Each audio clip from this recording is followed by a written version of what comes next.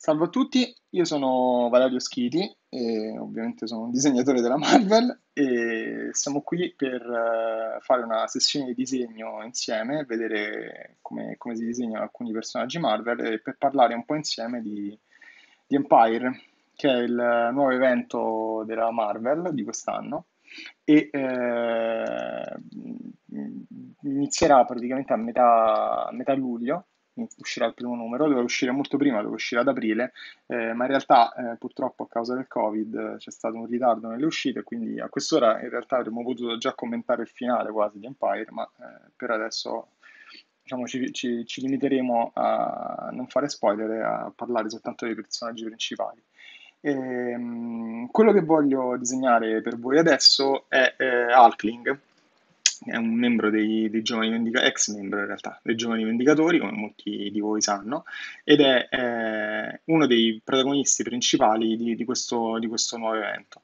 Disegneremo sicuramente innanzitutto un mezzo busto di Hulkling e poi passeremo alla realizzazione di un disegno a figura intera e magari con l'occasione parleremo anche un po' di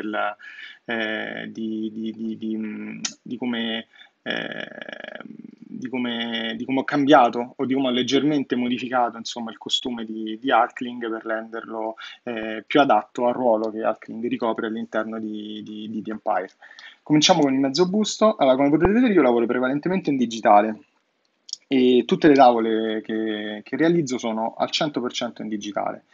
E quando disegno qualcosa, io in genere utilizzo questo pennello, che come potete vedere ha un segno molto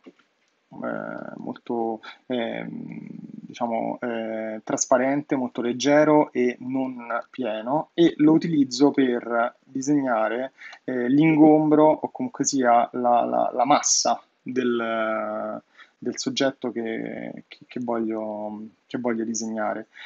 Questo mi aiuta molto perché così posso non essere preciso, ma posso catturare semplicemente quello che è appunto il movimento, l'ingombro, la parte più gestuale, insomma, del disegno e posso poi correggere velocemente. Non è importante essere precisi, l'importante appunto è capire quello che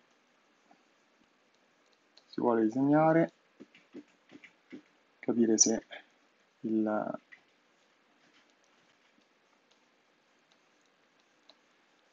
se le dimensioni, le proporzioni sono esatte, se ci siamo appunto con gli ingombri, con la massa del personaggio, eccetera. Non è neanche una questione di ombre, cioè questa parte non serve per capire più di tanto quali siano le parti in luce e le parti in ombra del disegno, serve proprio soltanto per avere grosso modo una idea di quello che sarà il personaggio e di come sarà posizionato. Tant'è vero che questo layer, cioè questo disegno che sto facendo adesso, insomma, sarà appunto su un livello, su un layer che poi verrà spento e che io non utilizzerò in un secondo momento. Allora, quando si fanno i mezzi busti è importante sicuramente appunto mantenere le proporzioni. È più interessante vederli leggermente ai tre quarti, quindi dobbiamo immaginare di avere un personaggio che appunto ha come se fosse un cilindro, la parte del busto, e appunto noi la vediamo leggermente di lato. Non mi piace molto disegnare i personaggi frontali perché diventano più banali e più statici, mentre invece così, diciamo, facendo questo piccolo accorgimento, il disegno diventa un po' più interessante ed è anche più facile per me da disegnare. Allora, torniamo al disegno principale, diciamo. Come potete vedere, cerco di mettere pochi elementi, ma il più chiaro possibili,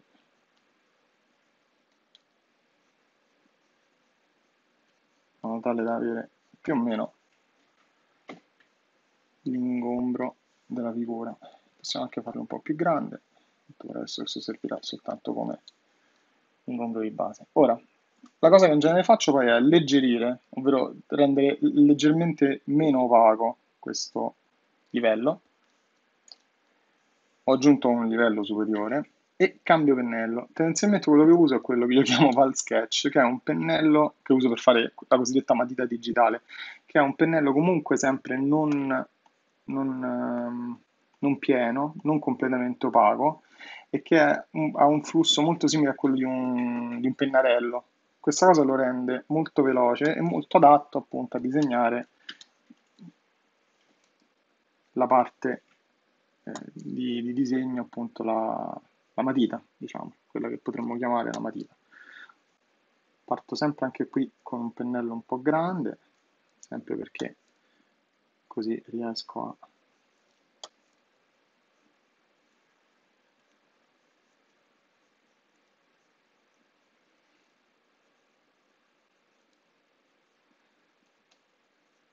lavorare più sulle cose generali relative al mio disegno, cioè non scendo troppo ancora nel particolare della muscolatura, di come sarà vestito, eccetera. Sono ancora in una fase molto preliminare e stiamo soltanto occupandoci delle masse. Come potete notare, tra l'altro, appunto, una cosa importante, diciamo, nella realizzazione di questi personaggi è avere chiaro in mente qual è, cioè ogni volta che si disegna per un fumetto, eccetera, avere chiaro in mente qual è l'anatomia, insomma, umana e cercare di, nel mio caso, visto che io sono un disegnatore abbastanza realistico, insomma, non sono molto grottesco, diciamo, nel mio tratto, diciamo, avere molto chiara qual è l'anatomia umana e cercare di segnare alcuni, diciamo, elementi dell'anatomia che chiave, diciamo, particolarmente importanti, particolarmente visibili, che aiutano a, diciamo, a far capire che il corpo umano è disegnato in maniera corretta, che diciamo, c'è una certa cura nella rappresentazione dei personaggi e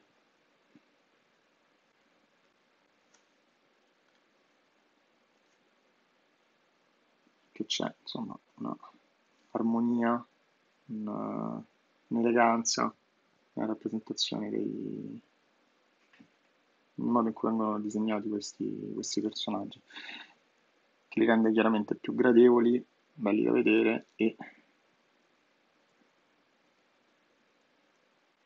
allo stesso tempo non distrae il lettore da quello che succede, perché se ci sono degli errori anatomici, se c'è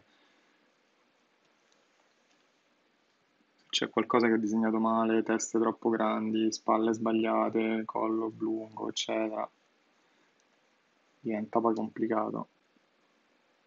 Cioè diventa automatico per il lettore notare quegli errori e diciamo fossilizzarsi su quelli e distrarsi dal flusso della storia e delle pagine. Allora,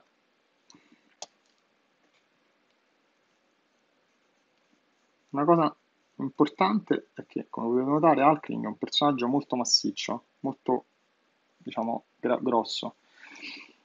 E chi lo conosce sa che il personaggio è nato da un Kree, un guerriero Kree. I Kree sono una razza aliena molto importante e molto famosa nell'universo Marvel, e una principessa Skrull. Per cui sul corpo presenta degli elementi che non sono propriamente umani, come per esempio la caratteristica principale più evidente del suo corpo alieno sono queste grosse spalle, enormi spalle, che hanno come delle placche, dei tre, diciamo, tre elementi, sono suddivise in tre parti e sono ricoperte di scaglie. Queste spalle sono una delle caratteristiche principali del personaggio, cioè una cosa che lo rende molto riconoscibile anche soltanto dalla silhouette, diciamo, dalla sagoma, ed è importante marcarle bene e renderle molto evidenti. Tra l'altro le dimensioni di queste spalle rendono il personaggio appunto riconoscibile, gli danno una postura, una stazza molto simile a quella di un giocatore di rugby, diciamo, come se avesse delle spalline.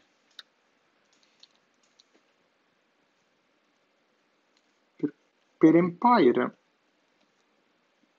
ho leggermente modificato il taglio di capelli originale che aveva Hulkling, perché in questa storia ha un ruolo particolare.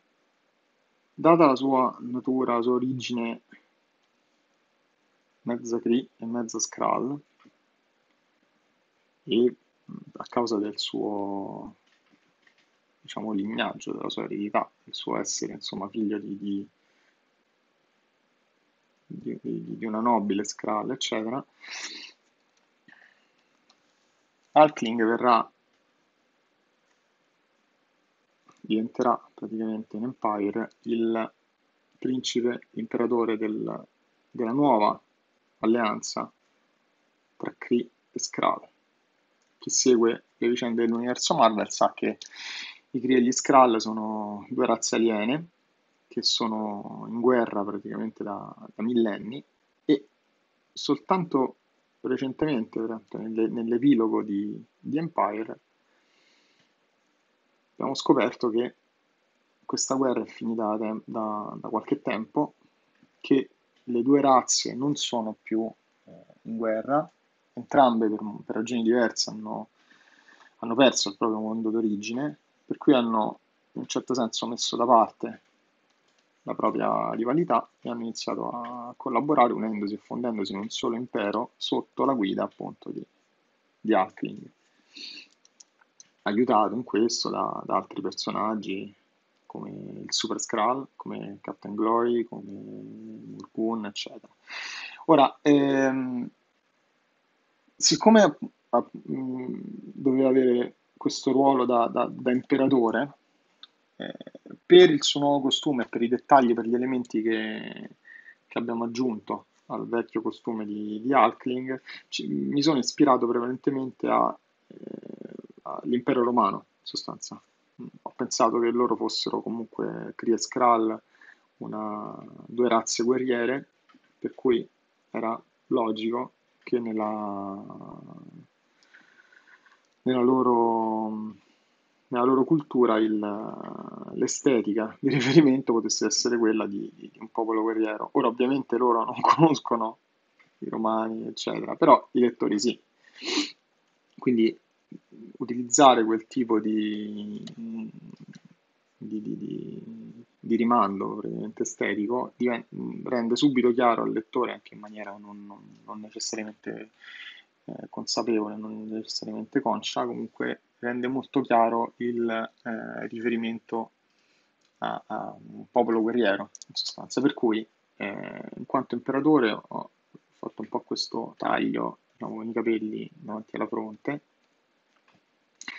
La posizionano sulle tempie, quello che qui non si vede molto bene, ma che di fatto è una sorta di piccola corona, diadema, non so come chiamarlo, che in realtà si tratta di un comunicatore, nella mia immaginazione, cioè quello che lui usa per comunicare con le truppe, con il resto dell'esercito, ma che di fatto sembra in tutto e per tutto un diadema. E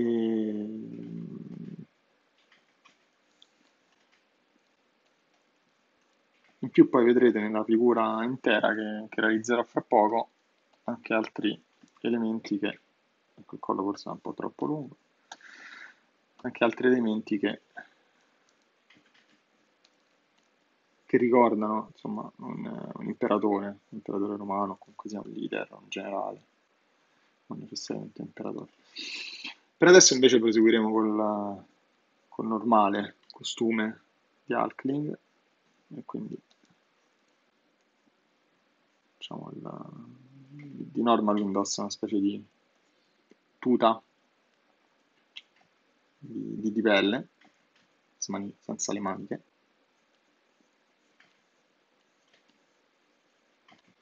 in modo tale che possano uscire fuori le spalle.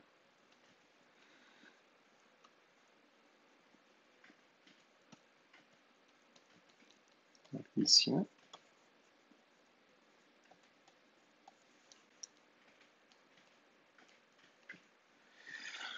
Un'altra cosa che faccio spesso, appunto, questo software dà la possibilità di verificare il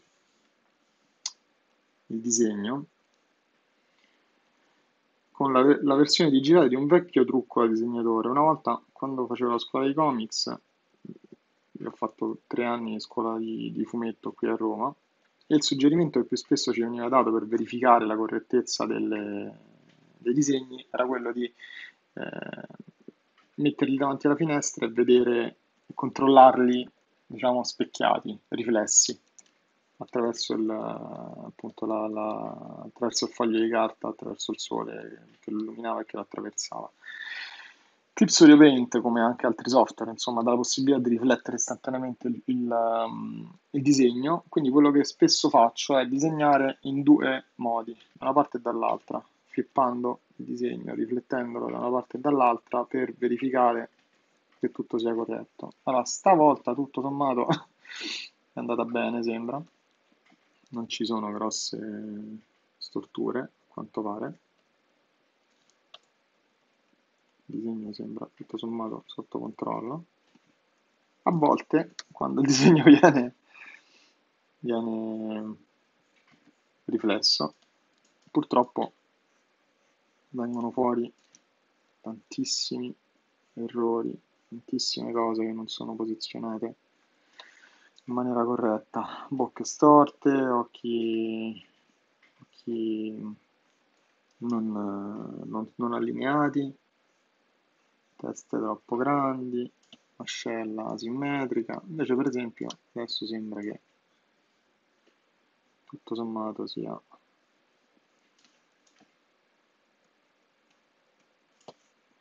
corretto.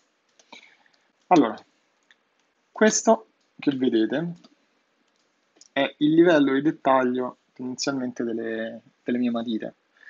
È quello che poi io mando ai miei editor in Marvel per l'approvazione.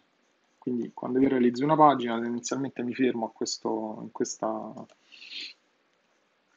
livello, a questo tipo di definizione, e questo è quello che io ritengo sia abbastanza leggibile e comprensibile da essere mandato a una terza persona per valutare, diciamo, per valutare lo storytelling, per essere sicuri che tutto vada bene, che tutto sia corretto, per vedere se ho capito bene quali sono i personaggi che sono nella tavola, le inquadrature, se le mie scelte sono giuste, se dobbiamo cambiare qualcosa, se per caso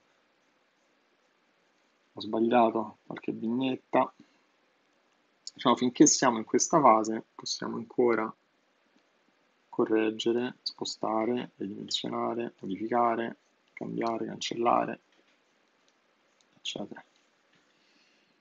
A volte una piccola mossa, cioè un piccolo step ulteriore che faccio è quello di aggiungere in maniera molto molto molto molto grossolana delle ombre, per esempio immaginando che questo personaggio sia illuminato da questa parte, aggiungo in maniera molto approssimativa alcune ombre, neanche, cioè quelle che penso che siano necessarie. Qui in questo caso intanto non sono neanche ombre perché lui è vestito di pelle, quindi sono più dei riflessi sulla pelle.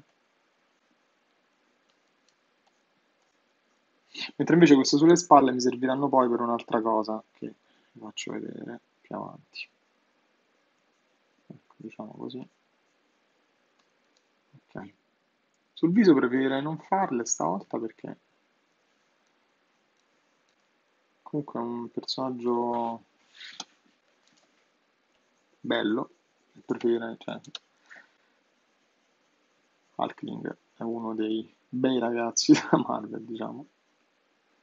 per cui vorrei lasciare il viso il più possibile scoperto, non in ombra.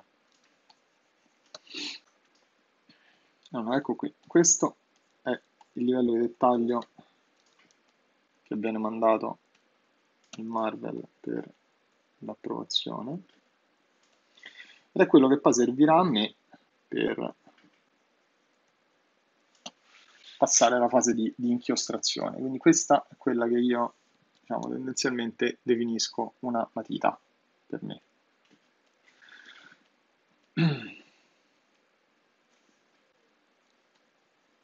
Il passo successivo, appunto, è quello della china, dell'inchiostrazione. Quindi una volta uniti i livelli, io tendenzialmente passo il livello della matita la metto dentro una cartella che lo trasforma direttamente in ciano. Questa è un'operazione che veniva fatta una volta con le matite. Quando si lavorava ancora sulla carta, prima di passare all'inchiostrazione, la pagina a matita veniva appunto fotocopiata di color ciano, in modo tale che inchiostrando sopra il ciano poi la fotocopiatrice, insomma, la macchina comunque avrebbe scansionato la tavola, non avrebbe potuto selezionare, cioè evitare cioè non reagiva al ciano, avrebbe reagito soltanto al bianco e nero. E in realtà ancora si fa così, anche se non è necessario perché appunto il livello questo della matita basta semplicemente spegnerlo. E... Però comunque il ciano è un colore molto delicato, molto leggero, che non dà fastidio e che ha un buon contrasto con il nero invece della china. E quindi non confonde le linee e dà la possibilità comunque quando si disegna di distinguere bene quello che si sta disegnando a china da quello che invece sotto era a matita, mentre invece un semplice grigio non avrebbe funzionato. Chiaramente appunto il ciano è una convenzione, poteva essere rosso, verde, blu, qualsiasi altro colore leggero, purché leggero e non confondibile con la china. Per quanto riguarda la china, io uso un pennello particolare ultimamente, che è questo qui, e come potete vedere ha un segno molto modulato e quando si fanno tratti veloci fa delle linee sottili, mentre invece quando si fanno tratti lenti fa delle linee un po' più pesanti.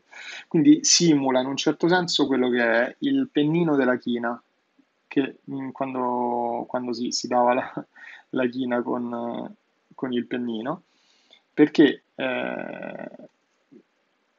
quando si faceva il tratto più lento l'inchiostro scendeva più velocemente e faceva dei segni un po' più grandi, mentre invece quando si andava veloce faceva dei segni più sottili. Quindi questo tipo di inchiostrazione mi piace molto perché io cerco sempre di essere svelto, veloce quando inchiostro per mantenere il più possibile la freschezza del tratto, per non renderlo proprio un ricalco pedissequo del disegno che ho fatto sotto a matita.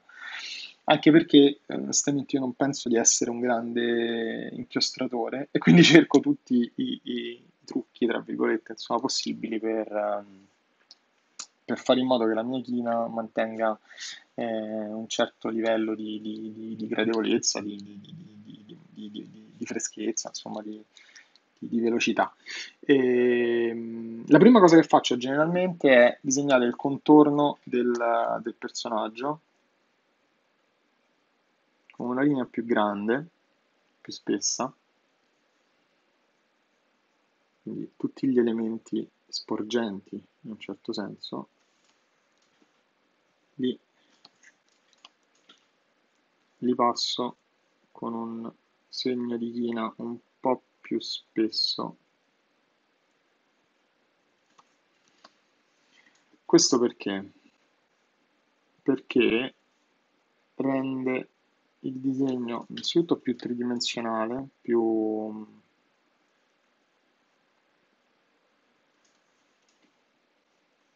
esalta insomma i volumi che compongono il disegno. E allo stesso tempo su una pagina di fumetto, quando poi viene inserito anche lo sfondo, disegnando in maniera, cioè progressivamente con delle linee di contorno via via più sottili, gli elementi che sono più vicini e più lontano, si riesce a dare in un certo senso il senso della profondità e a staccare, a rendere più visibili gli elementi che sono in primo piano rispetto a quelli che sono in primo piano, in secondo piano. Cioè mi spiego, se io faccio un disegno di una persona in primo piano che è fatta con un contorno spesso, posso poi permettermi di fare sullo sfondo un disegno anche complicato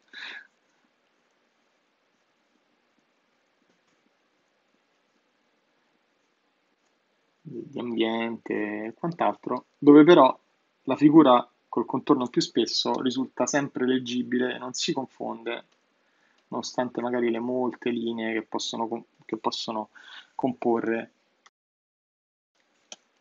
lo sfondo retrostante.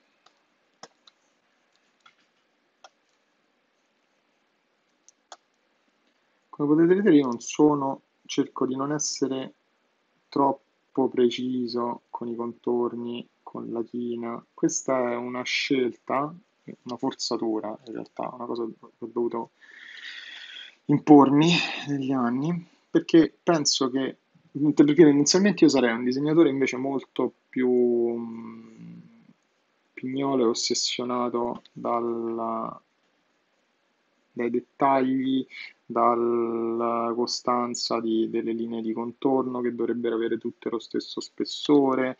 Ero, diciamo, ai tempi ero molto spaventato, tra virgolette, dalla china e quindi cercavo di controllarla il più possibile. Col tempo ho capito che per quanto riguarda me, questo era un approccio sbagliato e che invece mantenere queste piccole imperfezioni, cose come questa, e anche qualche volta una linea aperta o ecco per esempio dei segni non costanti. Questa cosa rende il mio disegno, magari non è percepita immediatamente questa cosa, ma poi nell'insieme a livello inconscio dà l'idea al lettore che il disegno sia più appunto più fresco, più veloce, più interessante, meno un banale ricalco della matita che c'è sotto.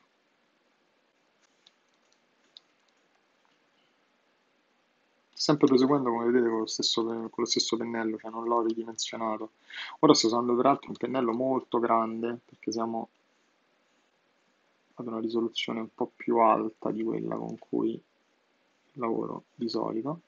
Però questo pennello vedete è divertente perché anche se ho mantenuto sempre 0,7 come dimensione in questo caso, 0,7 sono i millimetri di spessore, con diciamo, la modulazione del segno, facendo attenzione, eccetera, con la velocità anche del segno, si possono fare delle linee comunque molto sottili e andare anche a iniziare a definire le parti interne del disegno che invece a differenza del, um, del contorno, insomma, saranno tendenzialmente più sottili. Adesso ho fatto una cosa, non so se avete notato, Clip Studio Paint dà la possibilità di riempire automaticamente le aree delimitate, così. Questa cosa accelera moltissimo il processo di disegno, ovviamente, perché così non mi devo più fissare troppo sulla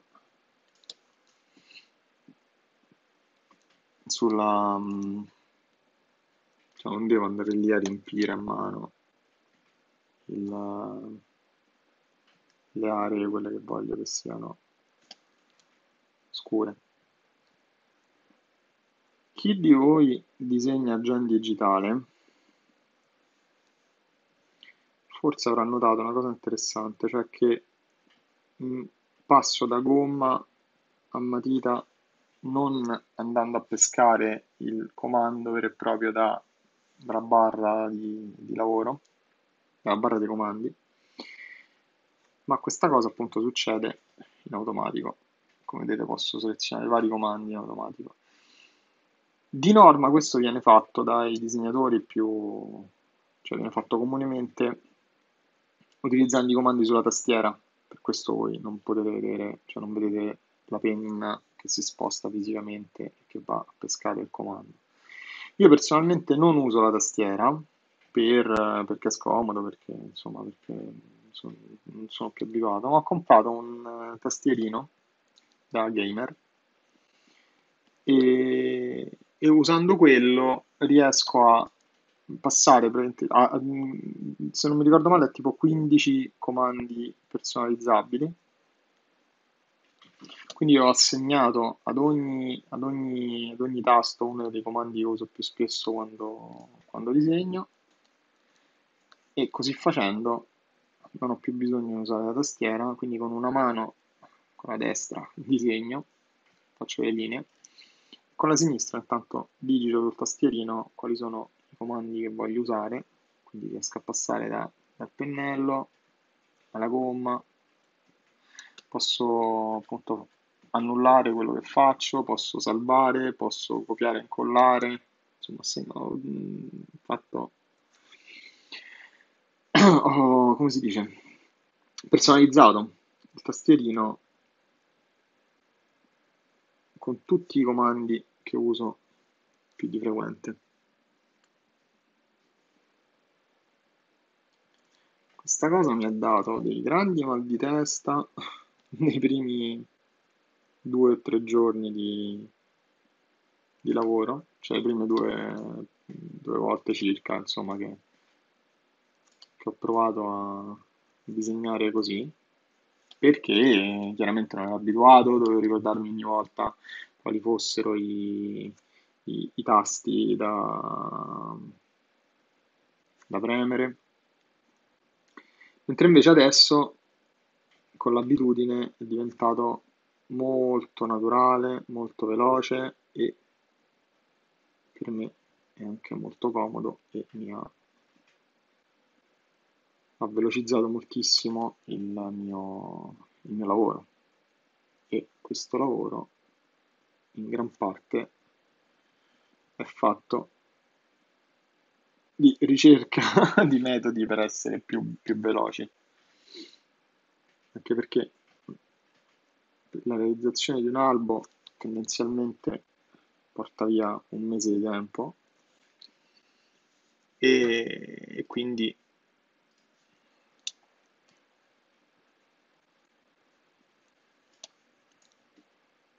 bisogna cercare di essere il più veloce possibile, non perdere tempo e trovare dei trucchi che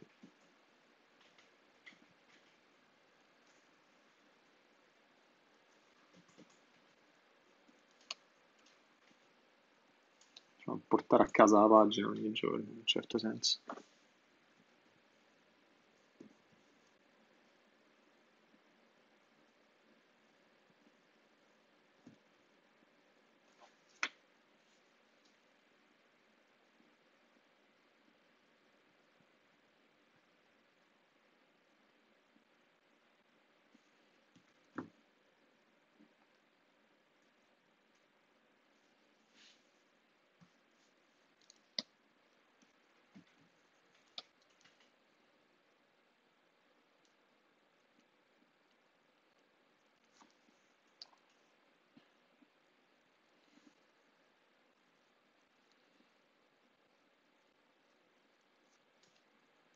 Quando ho iniziato a lavorare su Empire e mi hanno detto, ormai praticamente un anno fa, e mi hanno detto di cosa si trattava, mi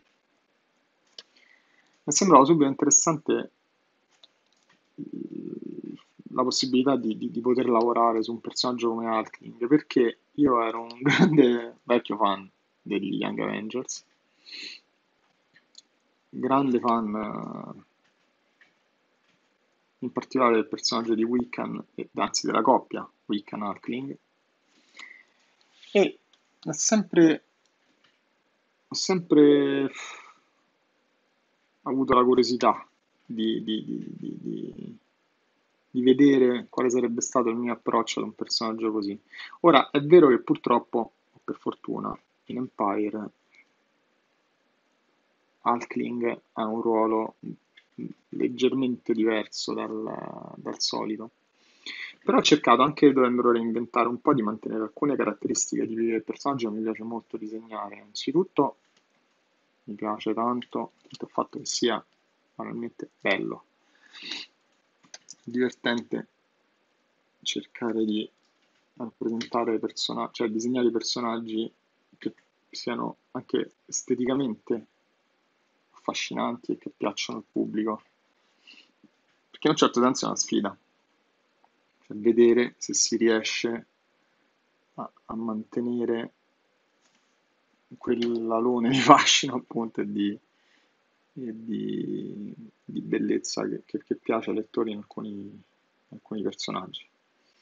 E poi mi piace molto anche la fisicità di un personaggio come Hulkling, in particolare in un contesto come quello di Empire, dove lui comunque deve avere un atteggiamento in un certo senso regale, ma allo stesso tempo, diciamo, timido, perché comunque è da poco tempo che è re, quindi in un certo senso deve anche dimostrare di essere all'altezza del proprio ruolo, del nuovo ruolo che riveste. E questo poi si traduce in tutta una serie di gesti, di espressioni del volto che sono molto difficili, ma allo stesso tempo molto divertenti da cercare, perché rendere in un certo senso allo stesso tempo timido ma sicuro un personaggio, cioè cercare di disegnare, di far capire quanto sia appunto timido ma allo stesso tempo impegnato nel suo ruolo, un personaggio come Hulkling che comunque eh, fisicamente dà un'idea di forza, di prestanza molto evidente, molto forte, non è facile. Cioè, sembra strano che uno così bello, grosso e forte, insomma, allo stesso tempo poi è anche magari timido o impacciato, o spaventato o non convinto o non lo so, anche magari che pensa di star sbagliando qualcosa nel proprio comando, cioè nel proprio, cioè,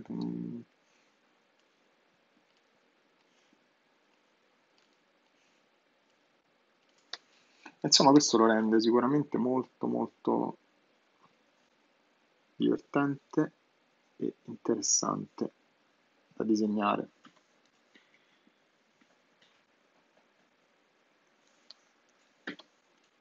Ora,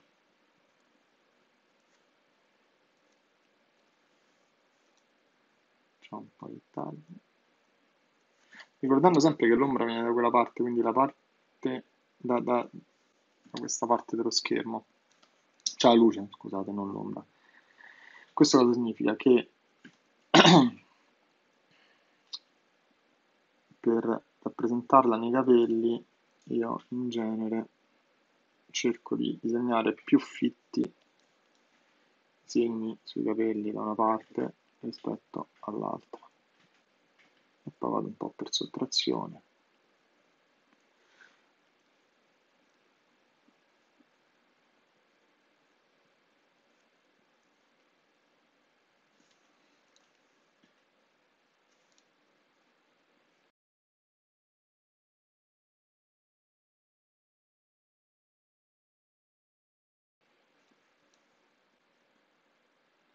Una cosa che non ho detto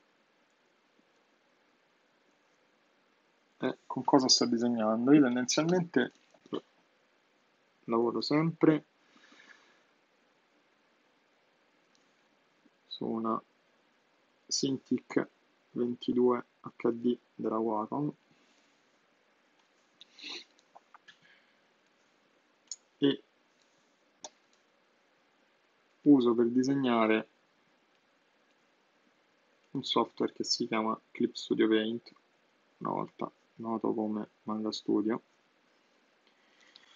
e non più Photoshop, perché andando avanti col tempo ho iniziato a pensare che cioè, mi trovo sempre peggio con Photoshop. Lo trovavo un software pesante e soprattutto, cioè, non per colpa di Photoshop naturalmente, ma perché comunque Photoshop non era stato pensato per il disegno per disegnare i fumetti. Mentre invece Clip Studio Paint sì, è un programma che ha un'impostazione simile a Photoshop, quindi io venendo da Photoshop non ho avuto problemi a imparare Clip Studio Paint, ma allo stesso tempo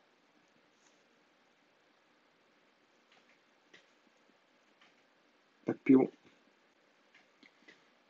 leggero, più versatile, soprattutto una serie di comandi già impostati, già preimpostati, che sono proprio pensati appositamente per il fumetto. Ora passiamo un attimo passiamo alle ombre. Allora, le ombre io generalmente le faccio su un livello separato. Innanzitutto parlo dei livelli per chi non lo sapesse. Quando si lavora in digitale è possibile aprire dei, quelli che lui chiama dei livelli, come se fossero dei fogli sovrapposti uno all'altro, sui quali si lavora. E si possono aggiungere o togliere in qualsiasi momento. Per esempio adesso potrei togliere il livello della linea di contorno, questo che ho appena fatto, e continueremo sotto a vedere la matita da cui ero partita. Oppure se quello che ho fatto adesso, questo schema dei cosiddetti livelli. Questa cosa consente di scegliere su quale livello lavorare e diciamo di non andare quando si disegnano alcune cose, non andare a disegnare, cioè a rovinare, a influenzare a modificare quello che è già stato disegnato su un altro livello. Questo torna particolarmente utile, ecco per esempio adesso ho aggiunto un altro livello, voi non lo vedete, ma insomma ho aggiunto un altro livello, torna particolarmente utile quando si tratta di appunto disegnare la china sulla matita oppure di disegnare per esempio come farò adesso in questo caso le ombre su un personaggio. Perché? Perché così io posso disegnare appunto l'ombra in maniera anche veloce, passando su dei punti dove l'ombra non dovrebbe esserci, tipo due bande orizzontali che ha sul tetto, e cancellarla da quelle bande senza andare, come vedete, a cancellare quello che ho fatto prima.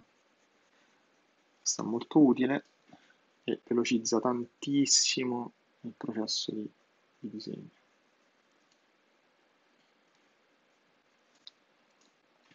Come vedete sto cercando di seguire più o meno quello che avevo disegnato prima, cercando di non fare proprio un nero pieno completamente, ma andando un po' a lavorare tutti quelli che possono, cioè andando a disegnare tutti quelli che potrebbero essere i riflessi, le luci che andrebbero insomma su un uniforme di pelle come quella che indossa Hulkling. In questo modo, diciamo,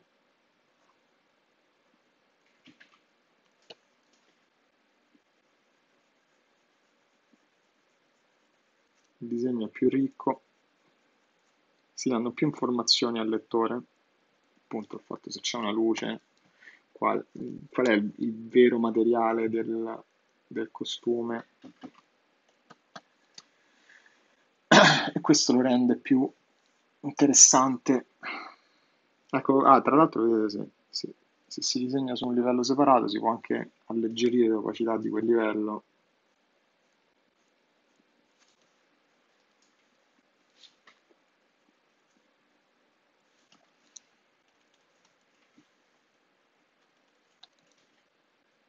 Poi andarlo a sottrarre, a modificare, insomma, come meglio si crede.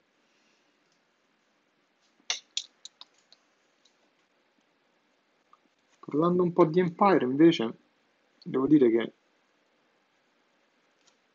sono molto spaventato e molto preoccupato perché appunto ormai è quasi un anno che lavoro su Empire. Io l'ho saputo la scorsa estate, che ho iniziato a fare i design dei personaggi, i nuovi costumi, i nuovi personaggi che comparivano nell'evento già da agosto, fine agosto, primi di settembre dell'anno scorso, quindi è veramente tanto tempo che stiamo lavorando ad Empire. C'è stata una fase preliminare che è durata mesi soltanto per appunto progettare tutte le astronavi, per esempio, che vedrete in Empire, i nuovi costumi, i nuovi uniformi dei Kree e degli Skrull,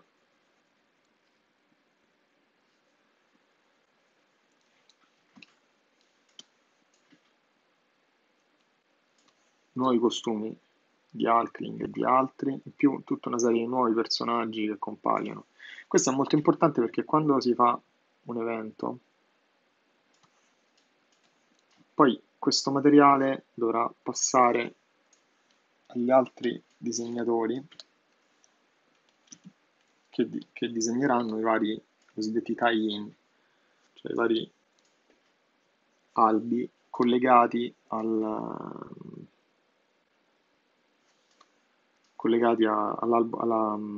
storia principale che viene raccontata dal disegnatore che si occupa appunto dell'evento. E per mantenere tutto coerente è necessario che loro abbiano per tempo tutti i riferimenti di cui hanno bisogno. Nel mio caso addirittura abbiamo fatto naturalmente delle schede dei personaggi dove li mostriamo fronte retro e con tutte le parti dei costumi bene in vista, molto più chiare possibili, anche se io ci tenevo a lasciare un margine di interpretazione, comunque un po' di libertà ai colleghi che avrebbero dovuto poi disegnare gli altri capitoli dell'evento. E in più, per quanto riguarda alcuni ambienti e soprattutto le astronavi, addirittura ho proprio realizzato dei modelli 3D con SketchUp, cioè le ho prima disegnate, abbiamo fatto delle prove, abbiamo deciso come andavano bene e poi li ho girati insomma a tutti i disegnatori che ne hanno fatto richiesta e che volevano utilizzare quei modelli, perché effettivamente erano veicoli complessi, difficili da disegnare, non sempre, cioè abbastanza ricchi di dettagli, e quindi per me era importante che tutti quanti i disegnatori fossero, cioè avessero tutto il necessario per rendere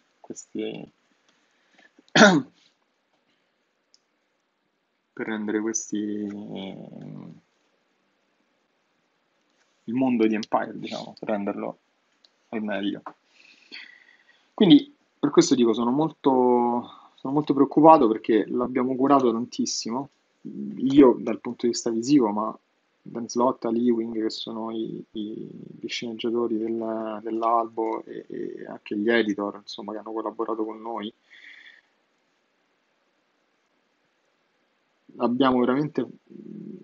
ci siamo veramente impegnati tantissimo per renderlo un evento il più possibile avvincente, interessante, ben costruito, coerente, con grandi citazioni del passato della Marvel, per cui diciamo, sono spaventato perché spero che venga accolto dal pubblico con lo stesso entusiasmo con cui io l'ho disegnato, insomma. Ok, ho unito il livello della china della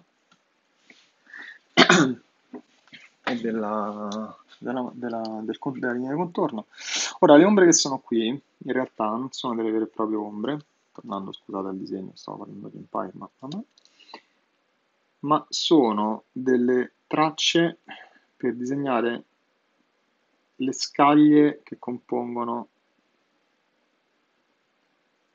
le spalle di Hulkling. Appunto, dicevo, sono tipo squame.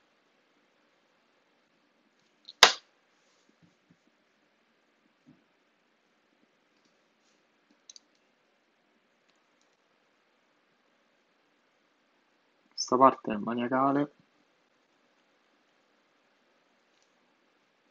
ci vuole un po', cerco di andare il più a istinto possibile, appunto non è importante che siano particolarmente nitide, l'importante è l'effetto finale quando il disegno viene visto alla scala reale, insomma, le dimensioni più o meno di stampa che corrispondono al, per esempio nel mio caso lo zoom al 25%, che è più o meno questo che state vedendo qui.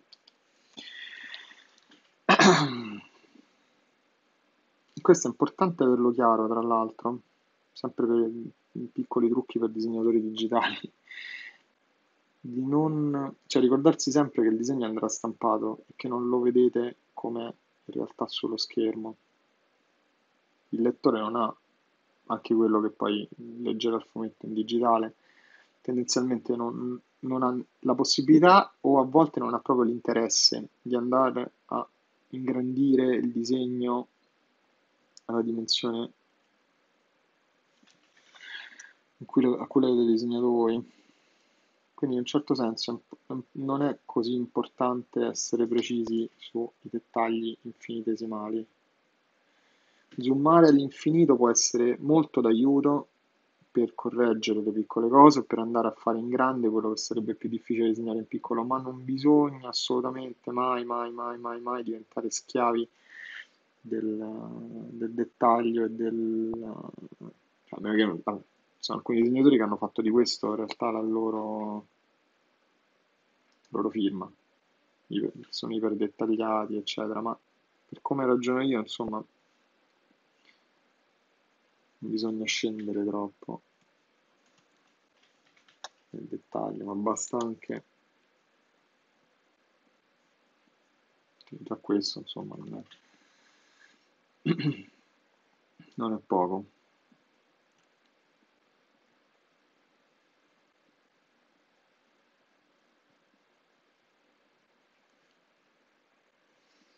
Io per capire più o meno qual era il livello di zoom minimo, quello diciamo quantomeno che si avvicina il più possibile al livello allo zoom della stampa, ho banalmente affiancato un albo stampato al file su cui stavo lavorando e ho zoomato indietro finché non ho visto che il disegno, la tavola, aveva le stesse dimensioni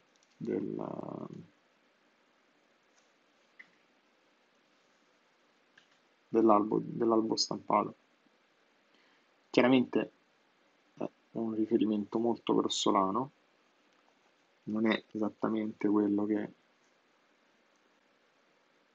non è esattamente appunto la dimensione di stampa e visivamente i pixel chiaramente non restituiscono un livello di dettaglio uguale alla stampa, ma diciamo che grosso modo insomma, si avvicinano sufficientemente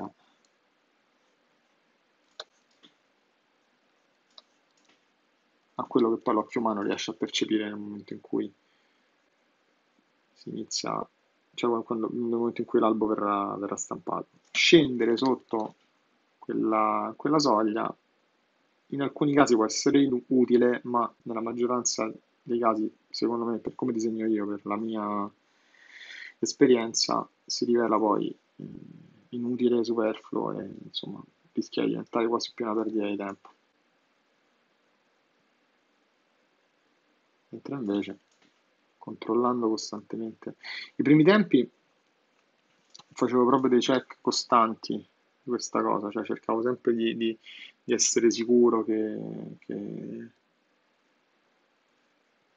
non stessi esagerando e quindi continuavo sempre a fare avanti e indietro con lo zoom. Adesso come vedete questo non succede più,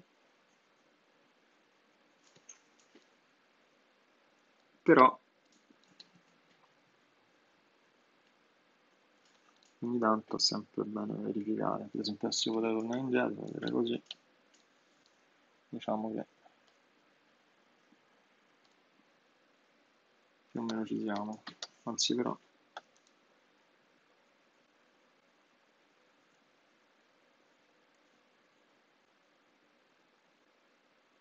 dovrei marcare un po' di più alcune delle scaglie, fare più scura questa parte.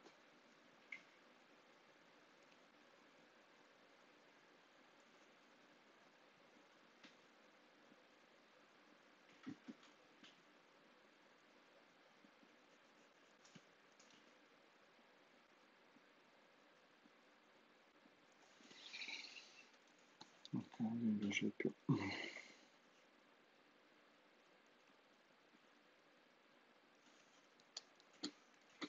Ci siamo quasi. Questa parte qui possiamo farla anche in maniera un po' più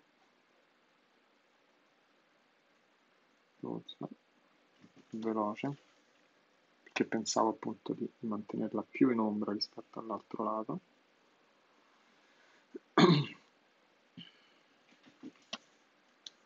Sempre importante cercare di ricordare tridimensionalmente come funzionano questi personaggi, a parte in generale gli umani, ma anche come funzionano i personaggi più strani come Hulkling, che magari hanno degli elementi appunto tipo queste spalle, tipo alcuni hanno delle armature per esempio.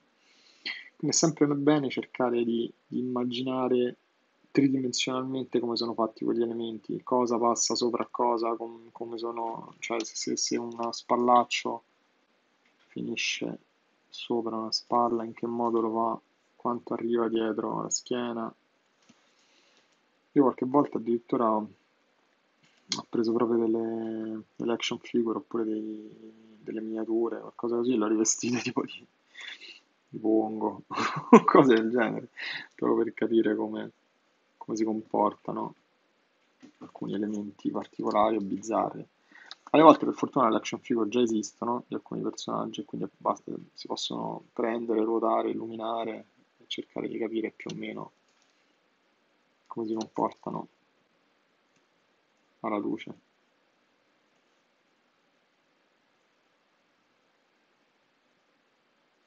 Vediamo un attimo se... Vabbè, diciamo che...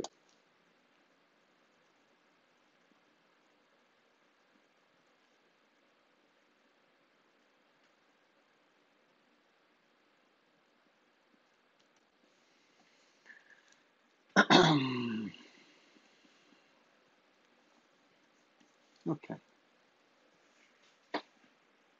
questo è il primo dei due disegni che andremo a realizzare oggi. Adesso possiamo passare alla seconda parte della nostra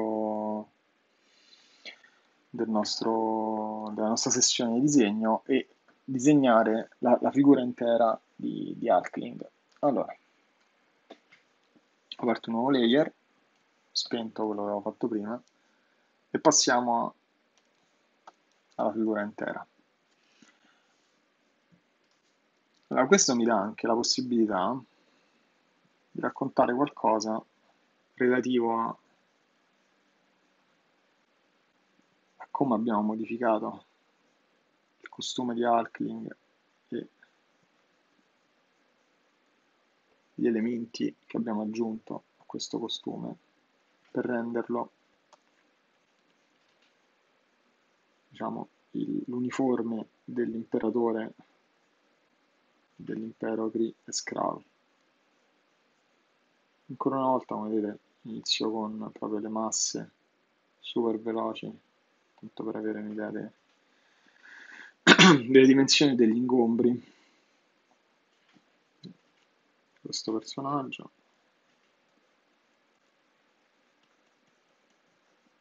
Per capire come lo voglio rendere. Come dicevo prima, l'importante qui sono alcune cose come fianchi stretti e le spalle larghe di Hulkling.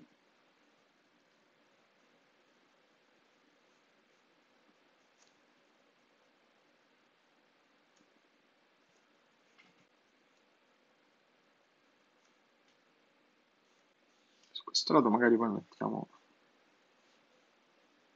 il mantello che indossa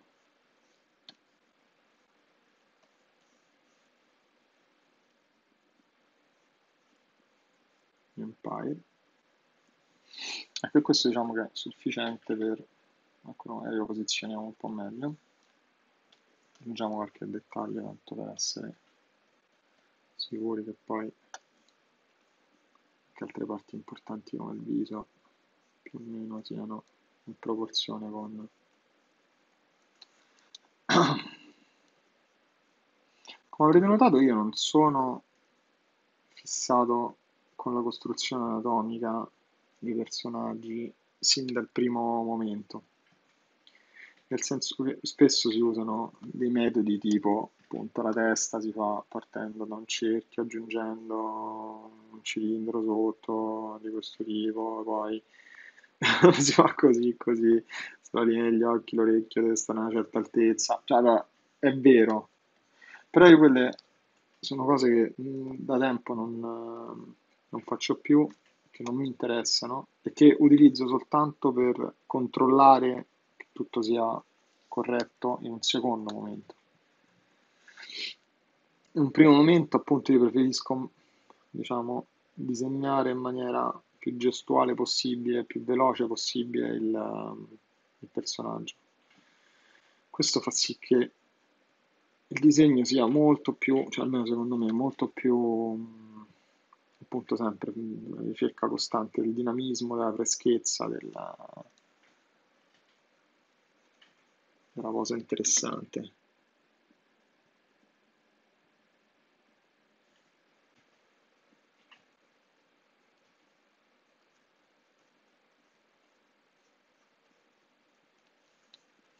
Piuttosto che la correttezza. Poi magari in un secondo momento, appunto, uno può andare a controllare che tutto sia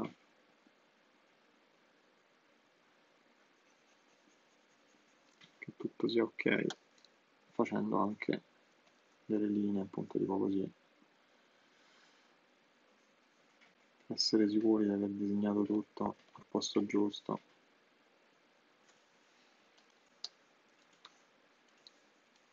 Questa adesso è un po' piccola, per esempio.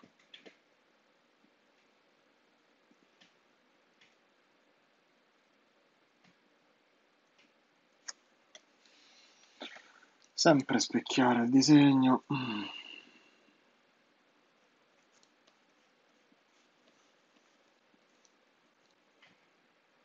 Per accorgersi delle storture, ecco per esempio rispetto al mezzo busto qui ce ne sono molte di più.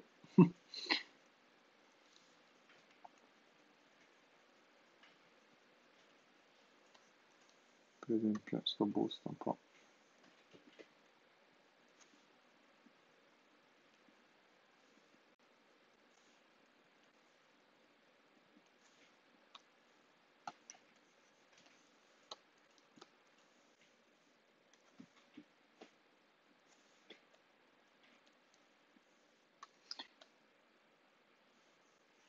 Meglio un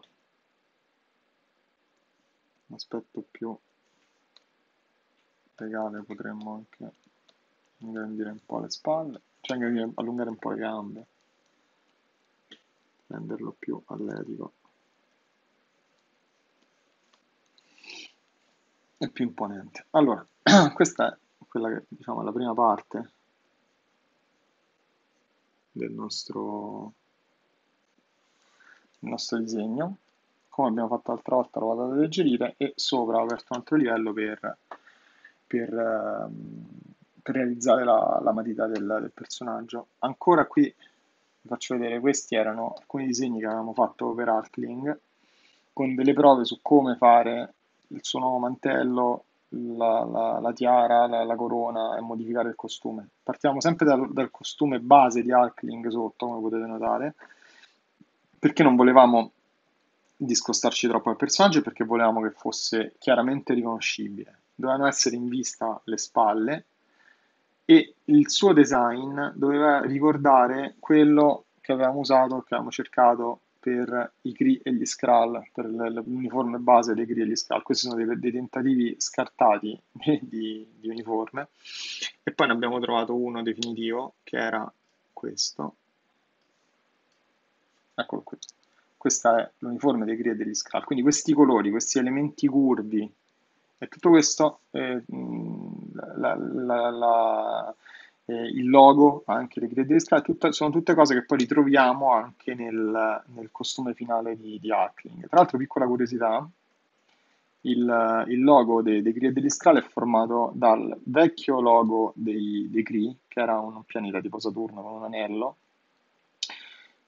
e ho immaginato che ci fosse un secondo anello stavolta, viola, cioè il verde è il colore dominante, il colore utilizzato prevalentemente dai Kree, mentre invece il viola è il colore utilizzato prevalentemente dagli uniformi e dagli Skrull, e diciamo questi due anelli ruotano intorno ad uno stesso pianeta, uno stesso obiettivo, quindi visto dall'alto diventava questo, cioè due popoli, un solo obiettivo, che si stringono intorno ad un unico obiettivo. Questo è il logo che si trova sul petto dei personaggi e che si trova sulla parte posteriore, eccolo qua, del mantello di Hulkling. Questa è la scheda finale che abbiamo usato per il personaggio di Hulkling. Vedete, c'è il mantello, la tiara, in realtà abbiamo soltanto aggiunto, cioè la cosa importante è stata appunto questa corona, questa tiara, che dà un'idea appunto regale di imperatore romano, eccetera, e questo doppio mantello. A me piace molto immaginare come funzionano le cose, renderle apribili, perché praticamente questo doppio mantello, indossato così, lascia la possibilità ad Hulkling di aprire le sue ali. Chi conosce il personaggio sa che Hulkling ha la possibilità di avere delle grandi ali da pipistrello, da drago, e un mantello intero chiaramente sarebbe stato in traccia, mentre invece questa specie di doppio mantello che ripete sempre il tema dell'unione dei due popoli, il verde, il viola, eccetera, ma allo stesso tempo appunto è un trick, un piccolo trick che ci consente di mantenere aperto il mantello e di far uscire fuori le ali. Comunque, torniamo al disegno che stavamo facendo. Cerco di andare un po' più veloce perché non c'è molto tempo, credo.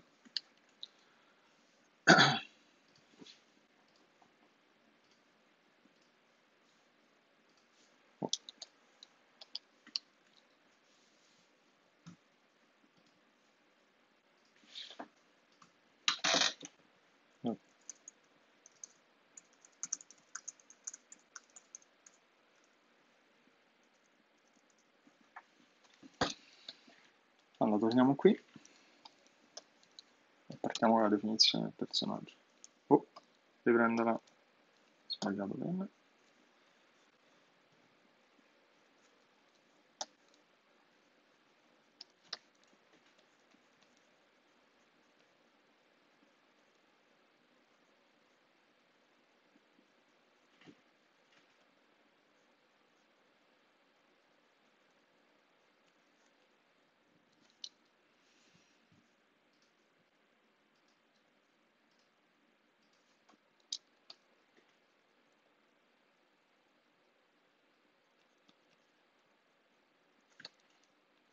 A me piace esagerare magari con bicipiti e spalle e mantenere nei personaggi quelli che voglio che siano più atletici, che non propriamente, diciamo, dei picchiatori come Hulk, eccetera. Mi piace mantenere i polsi più sottili. Questo è più realistico in realtà e dà più l'impressione di un personaggio atletico piuttosto che di diciamo, un picchiatore, un personaggio bestiale come potrebbe essere Hulk, insomma, esageratamente grosso.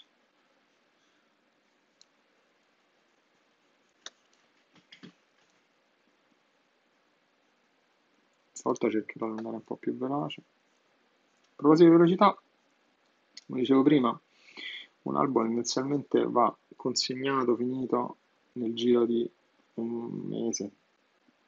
Chiaramente per Empire chiaramente abbiamo avuto più tempo, però ci si aggira sempre intorno al un mese e mezzo, neanche 36 giorni circa. Questo significa che per un albo di 20 pagine bisogna essere piuttosto veloci e cercare di fare quasi una pagina al giorno. Io tendenzialmente non faccio pagine complete, nel senso conosco disegnatori che si svegliano la mattina e fanno una pagina partendo dalla bozza e arrivano fino alla china e la finiscono. Io preferisco suddividere il mio lavoro in due parti. Una parte in cui faccio tutte le matite, una parte in cui faccio tutte le chine. Tendenzialmente mando le matite a scaglioni, un po' per volta, tipo 5 circa. In questo modo, mentre il team editoriale controlla che tutto sia in regola, che le matite, che non abbia fatto errori, che ho messo tutti i personaggi che devo mettere, che sia tutto chiaro e leggibile e fruibile per i lettori, io nel frattempo, mentre loro controllano le matite, in modo da andare avanti con altre matite, o se ho finito tutte le matite posso iniziare a lavorare sulla china. È un metodo che diciamo porto avanti da un sacco di tempo, ho sempre lavorato così e non solo io mi sono trovato bene, ma a quanto pare piace anche agli editor e questa cosa, perché comunque almeno hanno un controllo sull'albo e siamo tutti sicuri che tutto sia chiaro e leggibile, che non manchi niente, che non ci siano errori o brutte sorprese all'ultimo secondo, mentre invece se io mandassi le tavole finite, per quanto poi in digitale sia più semplice naturalmente correggere gli errori, che è uno degli enormi vantaggi del disegno digitale rispetto al disegno tradizionale, però comunque ci sono dei grossi errori, cosa che può succedere, diciamo, mandando le matite è possibile risolverli. Questo per dire, piccolo aneddoto, ci ha salvato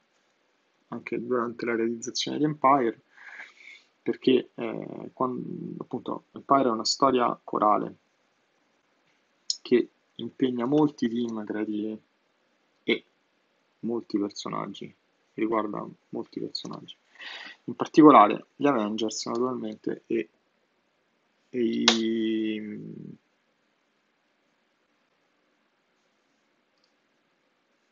Avengers e i Fantastici 4.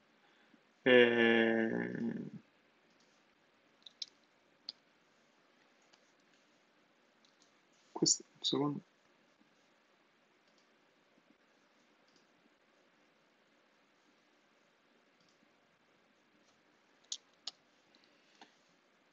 Ehm,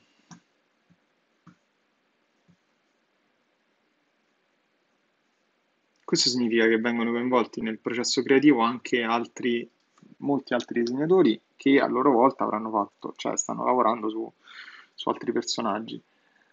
Quindi quando abbiamo lavorato su Avengers, cioè sui primi numeri di Empire, per dire ancora non sappiamo bene quale fosse il costume di Thor che Nick Klein aveva scelto nella nuova run dedicata al personaggio.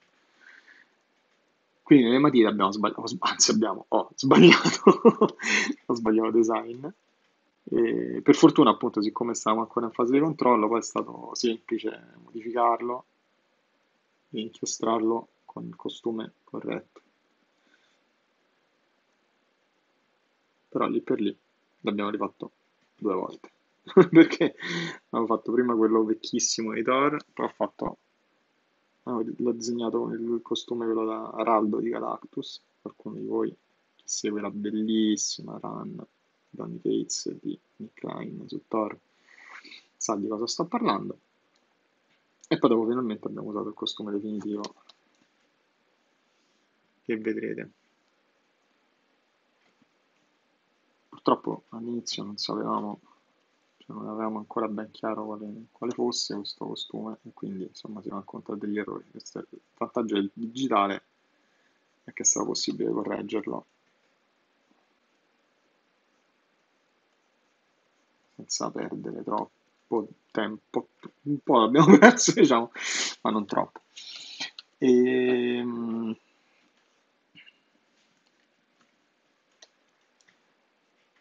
Un'altra cosa particolare di Empire è che appunto dovendo lavorare con molti personaggi c'è sempre qualche personaggio che è estremamente più difficile, che è più, mm, che è più difficile da disegnare, con il quale ci si trova peggio, eccetera. Nel caso di Empire sicuramente uno dei personaggi più difficili da disegnare per me, anzi i due personaggi più difficili da disegnare sono stati il Super Skrull e Capitan Glory.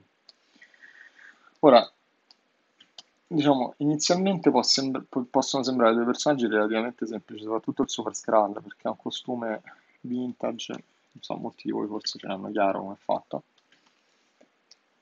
molto elementare, ma in realtà ha un fisico particolare, cioè e spesso nelle tavole viene sfruttato il suo potere di mutaforma, per cui assume, cioè il suo corpo si modifica ed assume delle forme particolari, bizzarre. Se avete avuto modo di vedere la preview di Empire, ce ne sono già alcune, se ne vedono, ma non anticipo più di tanto. Quindi lui è stato sicuramente un personaggio molto complicato da disegnare, perché queste forme bizzarre vanno comunque immaginate, vanno disegnate e vanno rese sempre verosimili, credibili, insomma. E l'altro è Capitan Glory, più che altro è complicato perché aveva un costume complicato. Io odio tutti i costumi, come anche un po' quello di Capitan Marvel, che presentano, che hanno la cosiddetta stella di ala, che è quella stella fatta così. Non tanto per la stella, quanto perché la stella poi si collega a tutta una serie di linee, panneggi, altri elementi che sono nel costume, che seguono l'anatomia dei personaggi, che si riflettono, che sono fatti di materiali diversi. Insomma, diventa molto difficile riuscire a disegnare quei dettagli sul corpo di un personaggio.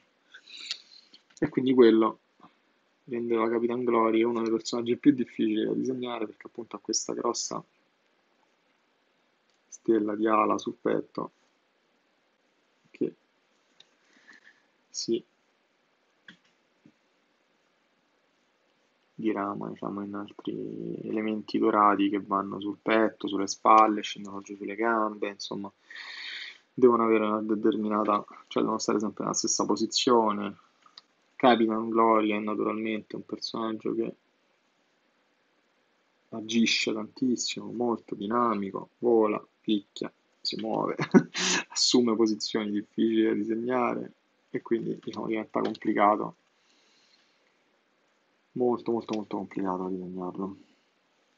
Mentre invece paradossalmente un personaggio che tutti pensano sia difficile da disegnare, che invece mi piace tantissimo, è la Cosa. Primo perché a me piacciono questi personaggi con questi corpi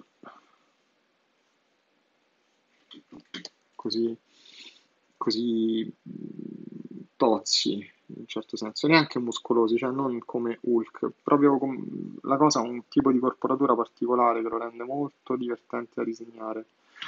Grandi mani, corpo semplificato fino all'essenziale, perché appunto non ha la sua anatomia è molto semplice, tutto sommato, perché si tratta quasi esclusivamente di un grosso corpo rotondo con delle manone e dei piedi molto grandi. E poi è molto divertente lavorare con le rocce e rendere la tridimensionalità di questo corpo appunto attraverso la dimensione delle rocce, le ombre che fanno queste rocce sul corpo. Insomma, diventa molto molto molto divertente disegnarlo.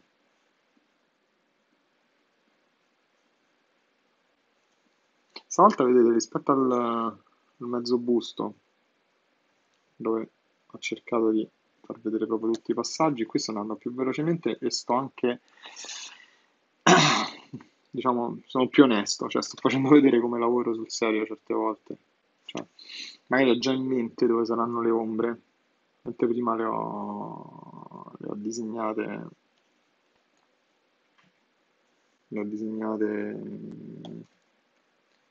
costruendole, diciamo, davanti a voi. Adesso sto facendo vedere più o meno come ragiono quando già grosso modo ho chiaro quello che deve succedere, oppure quando devo fare un personaggio più sketchato, più veloce.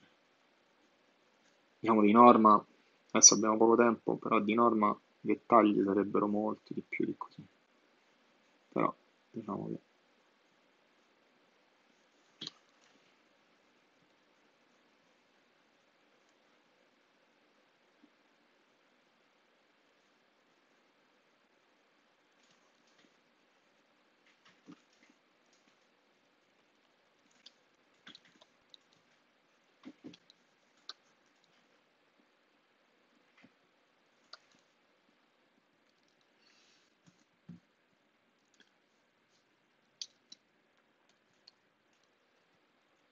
un'altra cosa interessante di Empire è stata la possibilità di lavorare con due sceneggiatori stavolta, tra l'altro, con i quali avevo già collaborato in passato, per molto tempo in realtà, appunto, chi mi segue lo sa, con Dan Slott, e per brevissimo tempo, in realtà, molto tempo fa, quando io ero quasi all'inizio, con Ali Wing, perché con Dan abbiamo lavorato su Tony Stark Iron Man per più di un anno.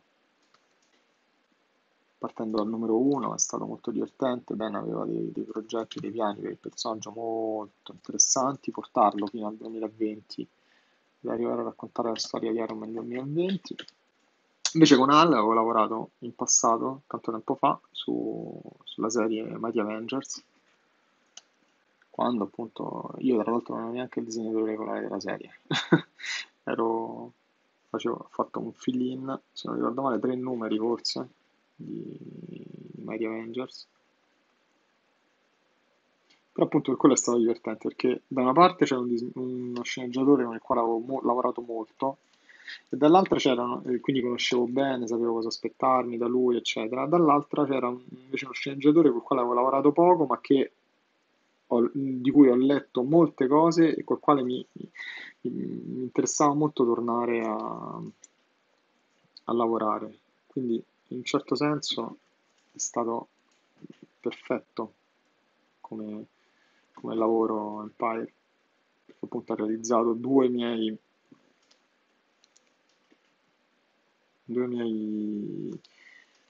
lavorare su Empire è stato perfetto perché ha realizzato due miei obiettivi, in un certo senso riuscire a realizzare due obiettivi, sia lavorare, appunto continuare a lavorare con Dan Slott, però allo stesso tempo tornare di nuovo con Al.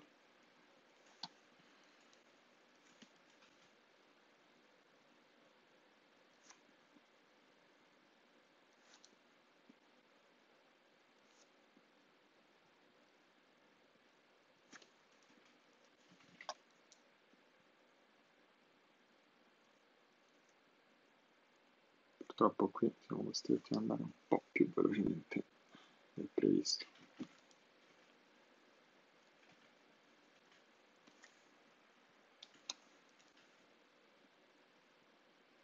Che non abbiamo più moltissimo tempo a disposizione. Che non rapisca tutti voi inchiodati davanti allo schermo, mi fate finire con calma i personaggi, ma non credo che sia possibile.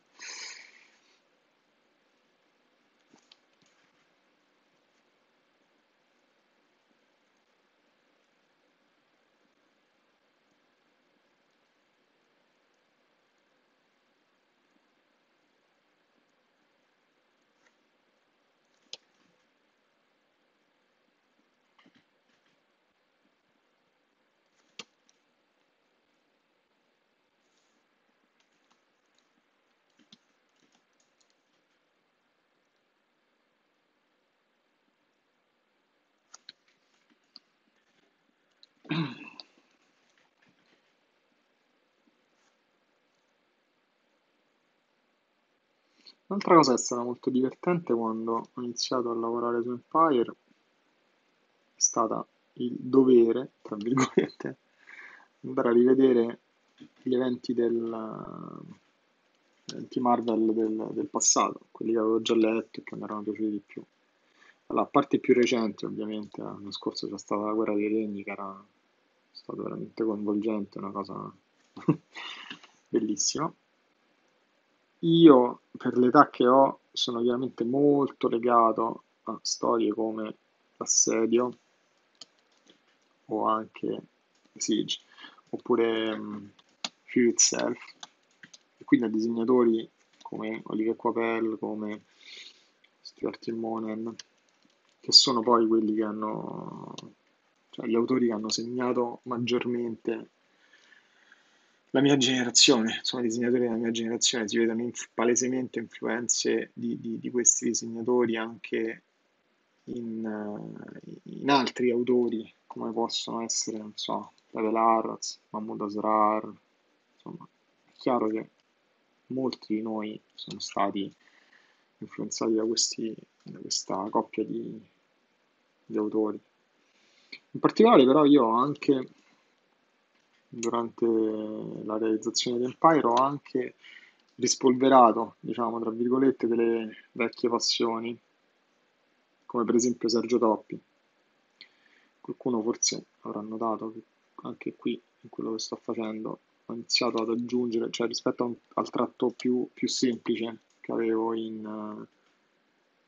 quando disegnavo Iron Man, qui in Empire ho arricchito soprattutto l'inchiostrazione, aggiungendo dei toni, cioè dei mezzi toni appunto come questi che sto facendo adesso.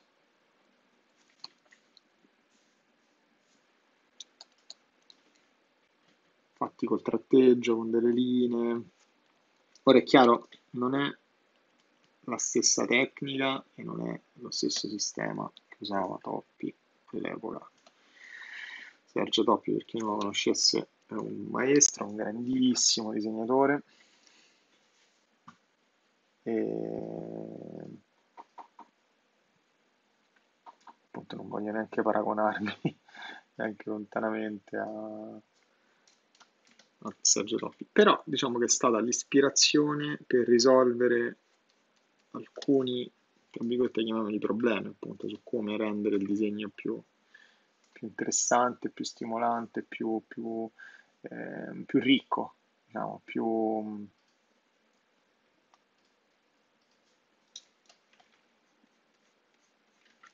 Scusate.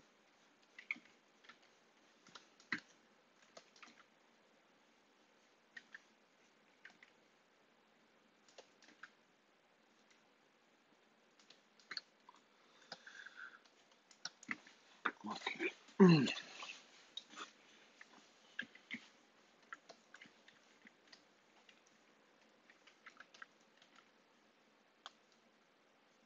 Quindi qualche volta appunto ho aggiunto disegni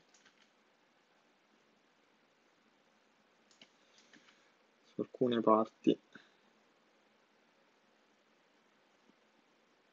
dei personaggi, dei costumi, in particolare poi anche, vedrete, ci sono parecchi personaggi realizzati quasi esclusivamente con questa tecnica,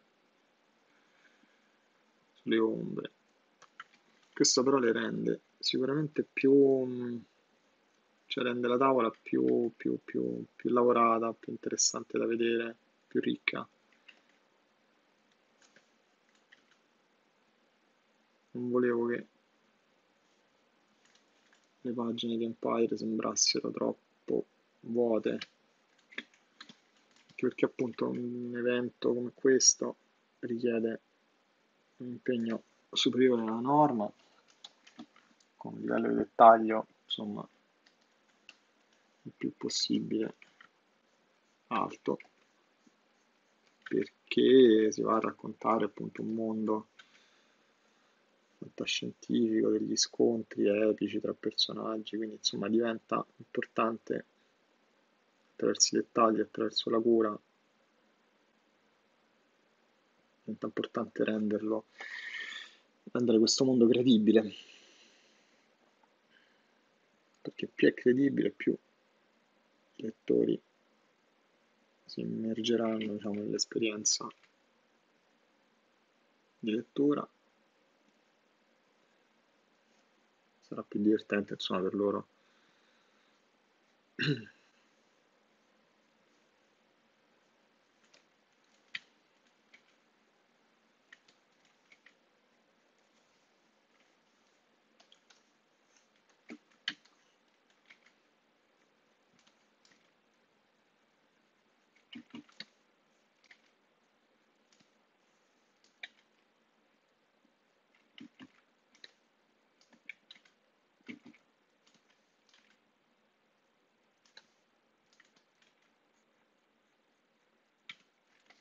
Ok.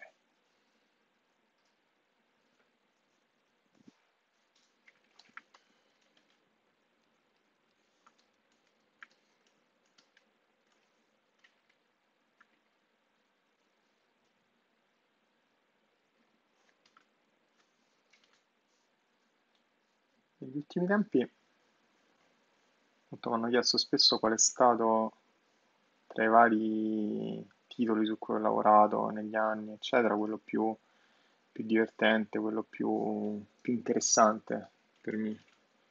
Allora, chiaramente al netto di Empire, che è stato, diciamo, in un certo senso, il titolo più impegnativo e più stimolante al quale io abbia mai lavorato. Devo dire che sono molto, molto, molto, molto legato ai, credo, non mi ricordo, 2 anni e mezzo forse, che ho passato con Brian Bendis sui Guardiani della Galassia. Quello è stato sicuramente uno degli albi a cui sono più legato, perché mi piaceva il mood, mi piacevano i personaggi, mi piaceva lavorare con Bendis, che è uno sceneggiatore che io appunto amavo da lettore, quindi è stato molto divertente avere come collega. E chiaramente l'altro personaggio a cui sono molto molto molto legato è ovviamente l'altra mia run lunga, ovvero Iron Man con Slot. In un certo senso sono stati 2 lavori molto, molto simili a tratti, perché anche lì c'è stato un grosso sforzo di design e di progettazione dei personaggi. Lavorare su Iron Man è come essere Tony Stark, di questo l'ho detto, è una battuta, ma che in realtà un po' è vera, perché ci si ritrova a dover progettare le armature quasi come farebbe Tony Stark. In più l'idea di Dan era che il vero personaggio, cioè il vero eroe è Tony, appunto, non è Iron Man. Chiunque quando sta in un'armatura, solo Tony Stark la può progettare. Per cui, in un certo senso, lui voleva che questa caratteristica del personaggio venisse fuori. Per cui, a differenza delle altre run di Iron Man, in questa non ci sarebbe stata un'armatura principale. Questo ha fatto sì che io dovessi inventare e progettare tantissime armature di Iron Man, tutte diverse, molte anche senza un nome, alcune abbiamo deciso che erano come dei prototipi, alcune duravano meno di un numero, altre invece per fortuna di più. E anche l'armatura che Iron Man indossa in Empire è una di quelle che avevamo utilizzato nella serie Tony Stark Iron Man. Cosa interessante, piccolo spoiler, in Empire avrete modo di vedere anche una nuova armatura che ho avuto la fortuna e il privilegio di progettare appositamente per Empire. Non do altre informazioni su quello, sarà divertente da scoprire leggendo l'albo.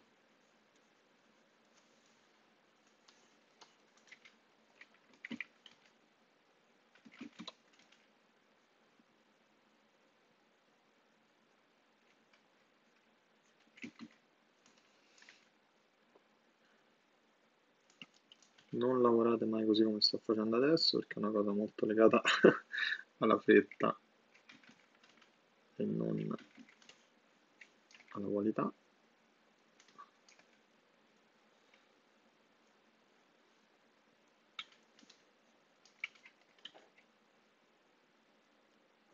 Questo è perché vorrei completare nel tempo limite, ci eravamo dati il disegno.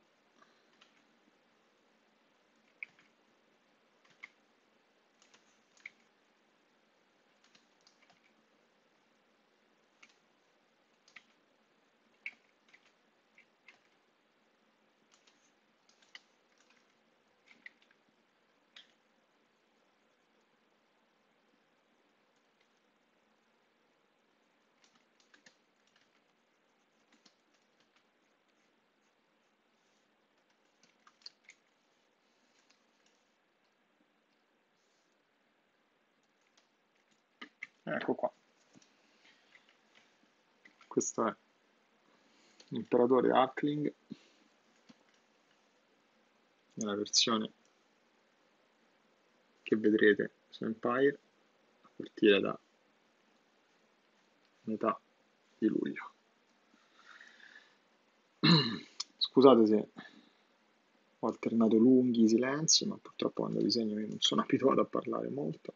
Spero che comunque sia stato interessante per voi vedere come lavoro e